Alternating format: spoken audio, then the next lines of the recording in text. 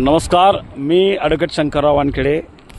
आज नाचनवेल तालुका कन्नड जिल्हा छत्रपती संभाजीनगर या गावी आलो असता या गावची जी नदी आहे, काय नदीचे अंजना नदी, अंजना नदीला इतका पूर आलेला आहे की आपण बघू शकता की पिशोर जे धरण आहे ते फुल भरलेलं आहे आणि आता या नदीला मोठ्या प्रमाणात पाणी आलेलं आहे। जवळपास दुथडी भरून वाहू लागलेली आहे आणि आता म्हणजे रात्रीचा पाऊस पडलेला आहे वर वासळी तपोवन साईडला, त्यामुळे मग हा खाली नदीला पूर आलेला आहे आणि धरण ओसडून वाहू लागलेलं आहे। मोठ्या प्रमाणात हा पूर आहे आणि नक्कीच नदी काठीचे जे बी लोक आहे त्यांनी स्वतः बी अलर्ट राहावं, आपले गुरढोरं व शक्यतो नदीकडे जायचं कृपा करू नये।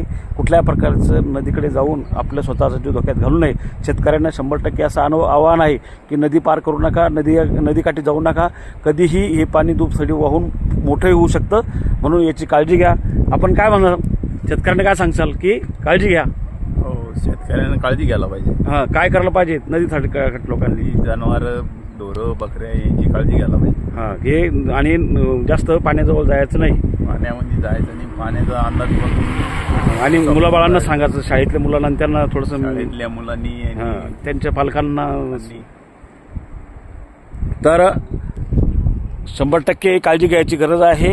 या पिशोर आणि पिशोरच्या ज्या खाली गावं आहे त्या सगळ्या गावांना विनंती आहे की त्यांनी कुठल्या प्रकारचं शक्यतो नदीकाठी जाऊ नये।